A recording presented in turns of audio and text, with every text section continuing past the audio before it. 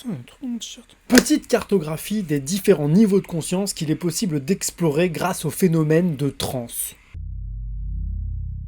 Premier niveau, le masque. Le masque, c'est la partie de la psyché qui organise de façon consciente le rapport qu'entretient un individu avec l'environnement dans lequel il s'inclut. Quand on fait un effort d'élocution pour se faire comprendre, quand on s'habille pour aller au boulot, c'est cette partie de la psyché qui est à l'œuvre. Deuxième niveau, l'ego. L'ego, c'est l'état de conscience ordinaire, celui qui permet à un individu de se représenter une modélisation stable de lui-même, des autres et du monde.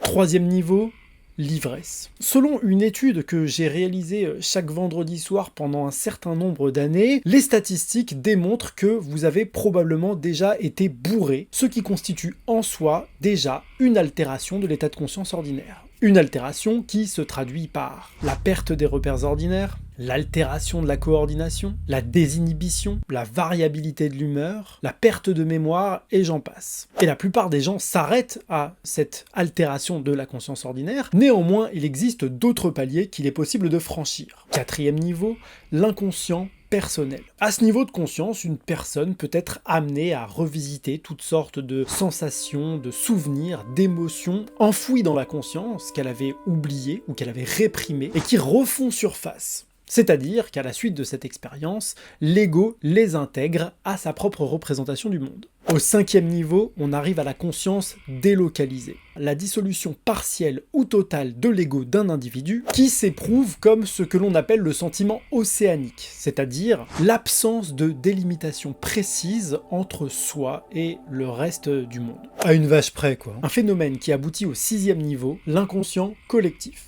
Un champ de conscience qui, comme son nom l'indique, dépasse l'individu et qui peut se traduire par la visite d'événements évolutionnaires, historiques, par la rencontre avec des mythes, des archétypes, des symboles primordiaux ou encore des esprits. Et à un moment donné, toutes ces perceptions se rejoignent pour arriver à un septième niveau, la conscience unifiée. C'est-à-dire, globalement, la rencontre avec l'esprit créateur fondamental, Dieu, quoi.